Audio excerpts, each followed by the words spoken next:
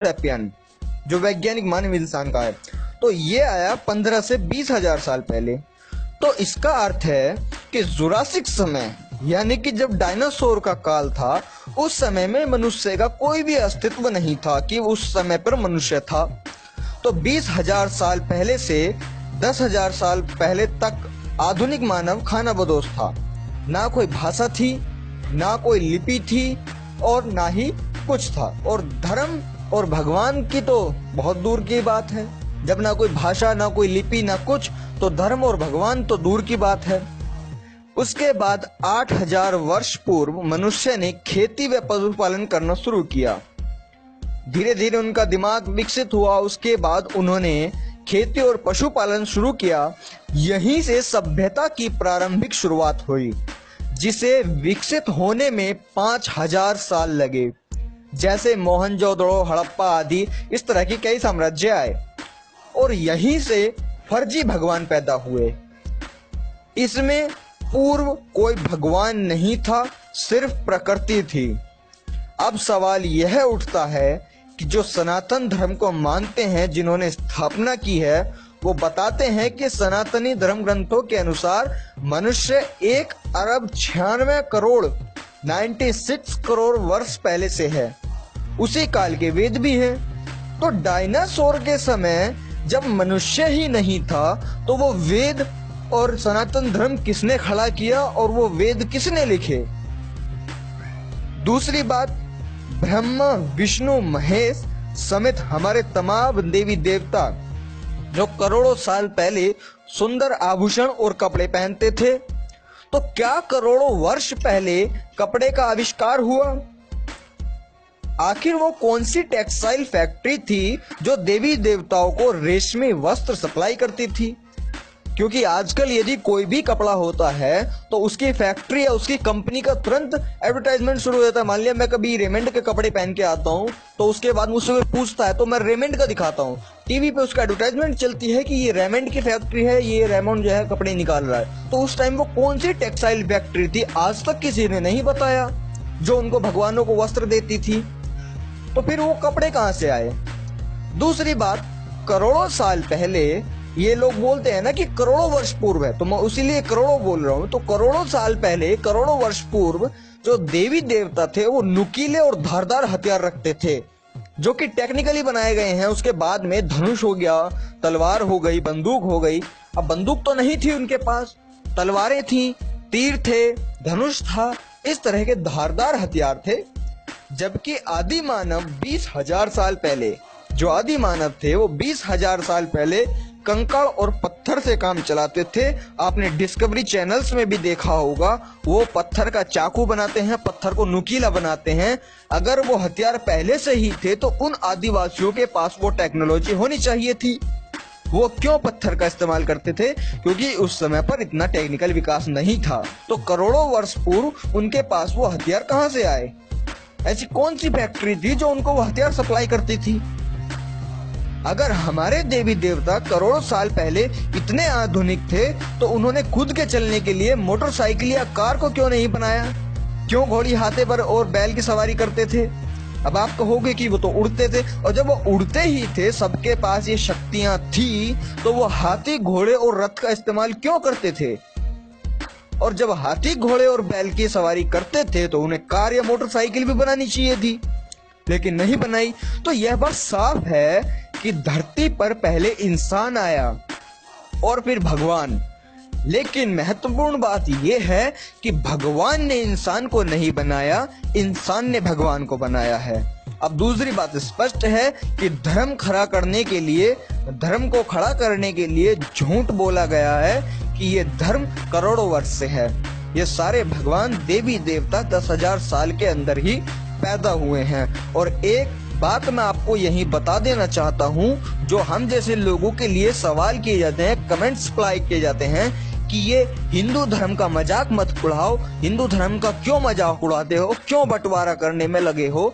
अरे भाई, एक बात बताइए, यदि मैं भगवानों पर सवाल खड़े करता हूँ या उनके बारे में पूछता हूँ, तो उसमें बदनामी कहाँ है, उसकी बेइज्जती कहाँ है, उसका मजाक कहाँ उड़ रहा है? और अगर ये मजाक ही है, अगर ये मजाक है, मान लिया मैं मजाक को सच बोलता हूँ और वो मजाक है, वो अपमान है, तो उस अपमान को हम क्यों साथ में लेकर घूम रहे हैं? तो स्पष्ट बात ये है कि भाई भगवानों का अपने मन से भ्रम निकाल दो।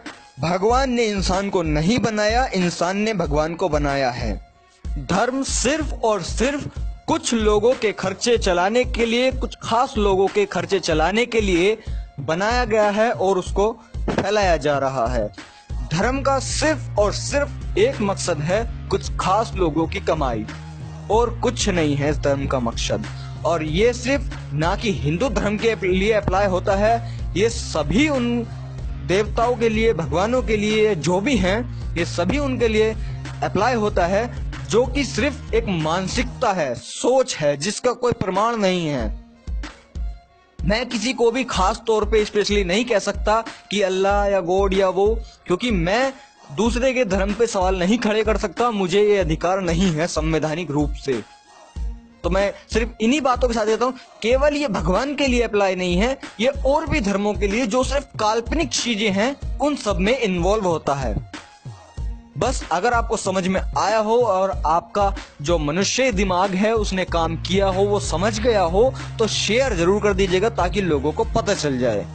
और दूसरी चीज, अगर आप इसी तरह की वीडियोस देखना चाहते हैं तो आपको पता ही होगा कि सब्सक्राइब करना पड़ेगा, और यार बेल आइकन दबाओ। आप लोग बेल आइकन नहीं दबा रहे हैं। लेकिन ये बात भी सच है कि अगर किसी सच्चे संत की एक कृपा भरी दृष्टि, एक कृपा भरी नजर तुम्हारे ऊपर पड़ जाए तो भाग्य का, तुम्हारे जन्मों जन्मों के भाग्य एक क्षण में बदल सकते हैं, एक संत की कृपा से। तो सुन लिया आपने, इसे कहते हैं दोगलापंथी।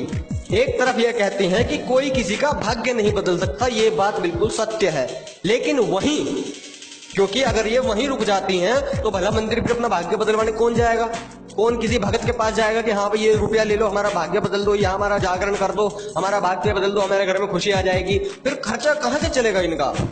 उसको डाइवर्ट करने के लिए इन्होंने बोल दिया कि यदि किसी संत की एक दिव्य दृष्टि तुम्हारे ऊपर पड़ जाए तो तुम्हारे जन्मों जन्मों के भाग्य बदल जाएंगे। वैसे ऐसा होना तो असंभव है, पर चलिए फिर भी इनके आगे की बात सुनते हैं कि और क्या कहती हैं। हाँ, ये बात अलग है कि तुम संतों के पास भाग्य बदलवाने मत जाना। तुम जाके मत कहना कि महाराज कोई गंडा दे दो, कोई मंत्र दे दो, कोई यंत्र दे दो जिससे हमारे भाग्य बदल।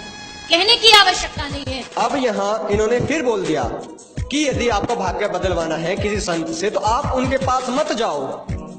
आपको उनके पास नहीं जाना है कि हे महाराज, हे गुरुदेव, हे फलाना देव, आप ये पैसे ले लीजिए, हमारा जागरण कर दीजिए, हमारे भाग्य बदल दीजिए। इन्होंने खुद कहा है कि आपको संतों के पास नहीं जाना है, लेकिन कुछ मूर्ख अंधभक्त ऐसे होते हैं, इनकी इस बात को सुनने के लिए भी, इस बात को सुनने के बाद भी जाते हैं। लेकिन वो क्यों जाते हैं, जरा वो भी सुनिए। तुम्हारी भक्ति में जब शक्ति होगी तो कोई संत प्रसन्न होकर के ऐसी कृपा भरी नजर तुम्हारे ऊपर डालेंगे, जीवन बदल जाएगा, एक क्षण में बदल जाएगा। अब आपने सुन लिया कि वहीं दूसरी तरफ इन्होंने बोल दिया कि यदि तुम्हारी भक्ति में शक्ति होगी। भाई साधारण सी बात है, यदि किसी की भक्ति करनी है तो भक्ति के लिए भगवान चाहिए, फिर भगवान का एक गाइडर चाहिए। अब गाइडर के पास अगर जाना पड़ेगा भगवान की भक्ति करनी तो मंदिर जाना चाहिए। अब ये पहले बोल रही थी कि तुम किसी साधु संत के पास मत जाओ, किसी भगवान ब्राह्मण के पास मत जाओ, वो खुद आएंगे। अब भक्ति करनी है तो जाना पड़ेगा, और जाना पड़ेगा क्या मतलब हो गया कि लोग जा रहे हैं। लोगों ने उस पहली बात को नहीं पकड़ा तो किस बात को पकड़ा, ये दूसरी वाली बात को, कि यदि तुम्हारी भक्ति में शक्ति होगी तभी वो तुम्हारे ऊपर आएंगे और तुम्हारे ऊपर एक नजर डालेंगे। नजर मतलब देखना, सिर्फ एक बार देखा और भाग्य बदल गया। अब लगा लो इसका आप साइंटिफिक रीजन कि कितने % ऐसा हो सकता है और कितने % नहीं। ये आज विज्ञान की दुनिया में अपने चमत्कारों को जोड़ रही हैं, लेकिन मेरे हिसाब से यह असंभव है। और अगर कुछ समझ में आया हो तो कृपया आगे जरूर शेयर कर देना। और मैं कहना चाहता हूं उन लोगों से जो कि वीडियोस के नीचे कमेंट्स करते हैं, यदि किसी को कोई आपत्ति होती है तो कृपया कमेंट में अपना नंबर छोड़ दे, मैं खुद कॉल करके उससे वार्तालाप कर लूंगा। ठीक है भाई, तो मैं इतना कहना चाहूंगा, कृपया शेयर जरूर कर दे ताकि लोगों को कुछ समझ में आ सके।